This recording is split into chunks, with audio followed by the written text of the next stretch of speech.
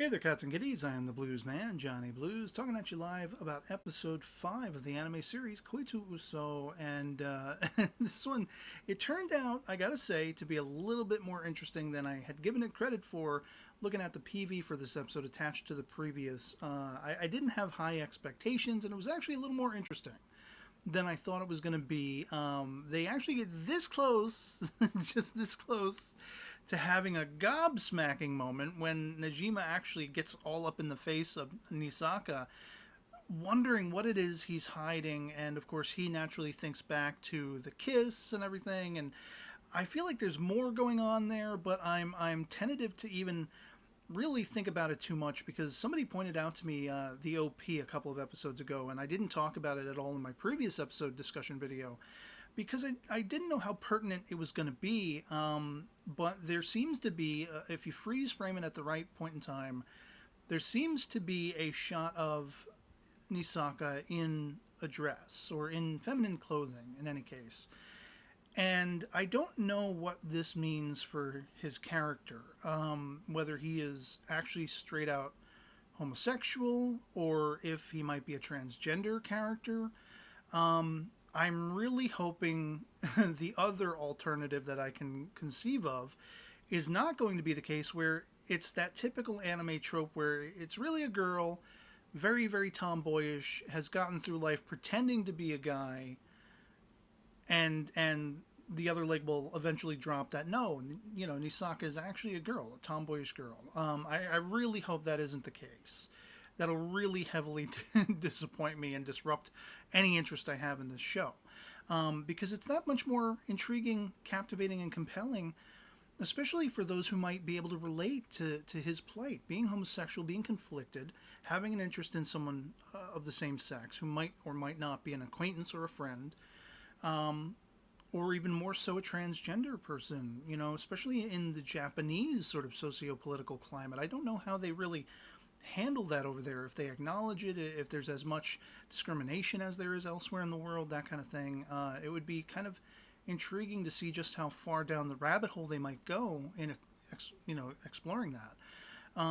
But for the most part, the lasting impression I was left with this episode, it's interesting that of all the characters, Nisaka is the one schooling and trying to educate Rerina to her obtuseness, her naivete.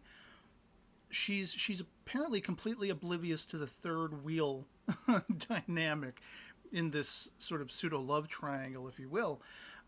We do see her continuing to become much more aligned to Najima. Her eyes are opening to him more and more. She's becoming interested in him more and more. I mean, by the end of this episode, she out and out asks him out for all intents and purposes. On a level playing field with his interests, the burial mounds. And I feel my heart is breaking for her at this point. I feel so bad for her. She is like this innocent lost to this completely ass backwards scenario.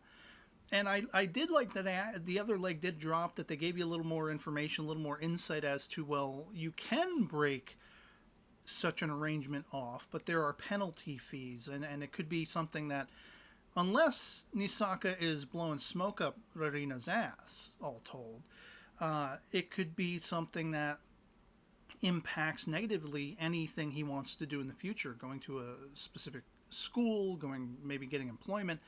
It doesn't look good. It's not reflected well on a CV, on a worksheet, that kind of thing, or even potentially in application to education, an educational facility.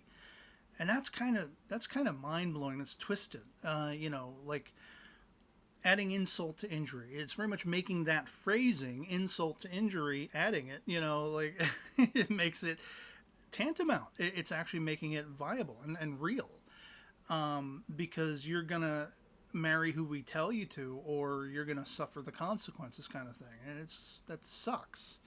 It doesn't so far open the gamut wide enough to know what happens to people who are homosexual. Presumably they are also so punished monetarily, fees, and it won't reflect well on any documents and paperwork, that kind of thing. I assume. I have no idea. It's all speculation. But yeah, man, Rorina, it just breaks my heart to see how caught in the middle of this she is, how oblivious she has been. When that other leg finally drops, it's going to be a crushing, tantamount blow because she seems to be gravitating toward Najima more and more and more. Very, very small amounts, baby steps, but it's happening.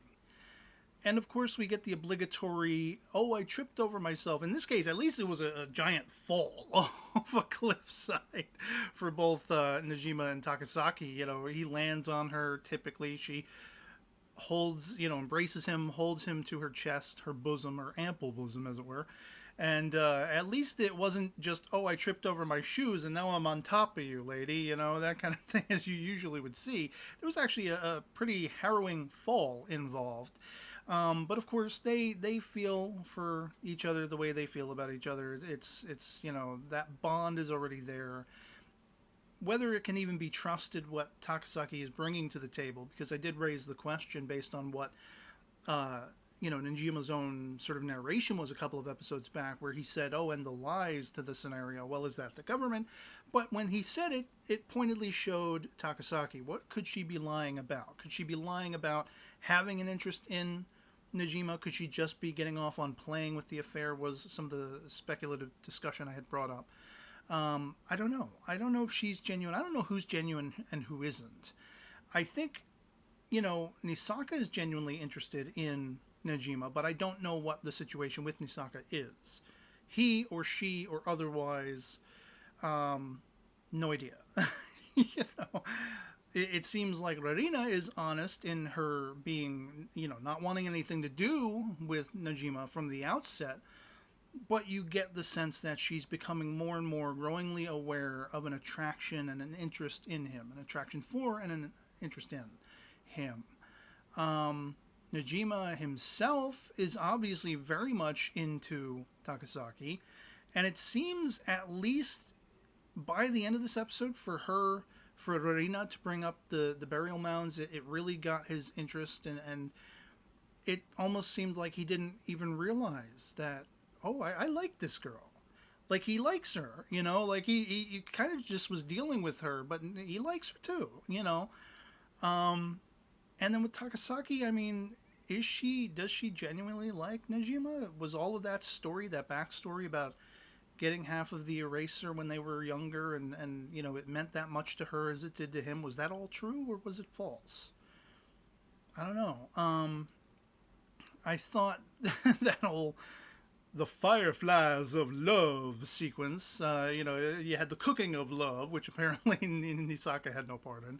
And Najima will go to great lengths to let you know he's the one who cooked it, not Nisaka, But the whole Fireflies thing, like, it was such a cliche thing, but it was still kind of sweet because you have Rarina mulling this over and deliberately taking up the hands of Takasaki and Najima on either side of her.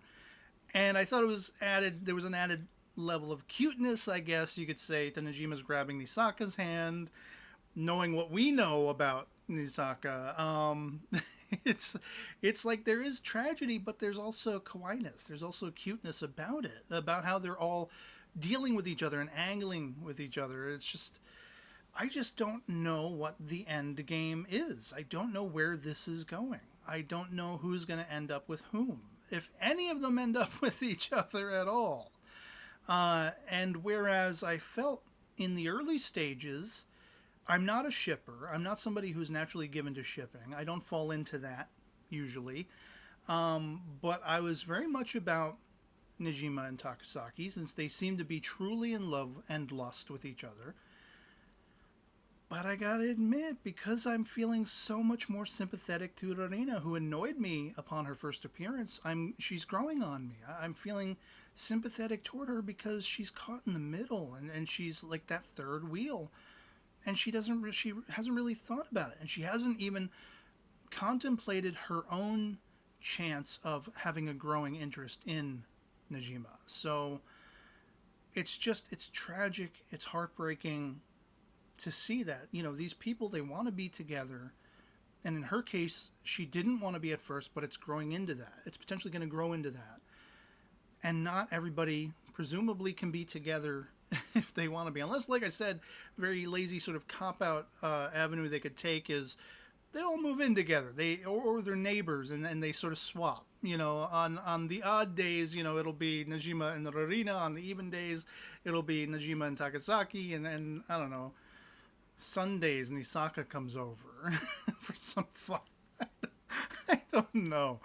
But yeah, at least this episode was a little bit more intriguing than the last one. It seems like every other episode, like the next one, I'm presuming the next one's going to just suck. I'm not going to get into it because I didn't get into the last one. The one before that was great. This one was pretty interesting. And it seems to keep going back and forth like that. But we'll see. Time will tell. Love to hear from you guys what you thought of this particular episode of Koitu Uso. If you've seen it as well, what you make of it all. Are you sharing in my being sympathetic toward Rarina at all? Do you feel bad for her? Or could you care less? Are you, if you're a shipper of anyone in this show, who are you shipping? Are you shipping Najima and Takasaki? Are you all about Nisaka and Najima? Or do you think maybe the purest match could potentially be, Najima and, as it were, because whereas it seems like he and Takasaki are more lustful, maybe there's actually something to the government's matching the kind of people they are, their behaviors, their mentalities, their education levels, all that kind of stuff, between he and the Rarina. Arguably so. Could they actually be the more well-fitted couple? I don't know. So yeah, hit me up in the comments. Love to hear from you. As always, love having that conversation. Otherwise, that'll be pretty much it for me on this. If this video finds you well, and I'll catch you all later. Peace.